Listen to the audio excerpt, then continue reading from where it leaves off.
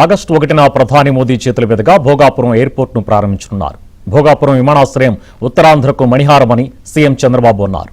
పోర్టులు, హైవేలు, పరిశ్రమలు, airport, tourism ప్రాజెక్టులతో Uttarandhra ఇక అన్స్టాపబుల్ అని సీఎం చంద్రబాబు అన్నారు.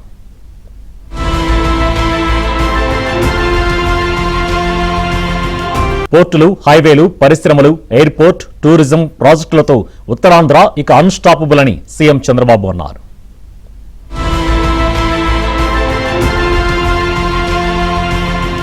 పోర్టులు, హైవేలు, పరిశ్రమలు, ఎయిర్పోర్ట్, టూరిజం ప్రాజెక్టులతో ఉత్తరాంధ్ర ఇక అన్స్టాపబుల్ అని సీఎం చంద్రబాబు అన్నారు.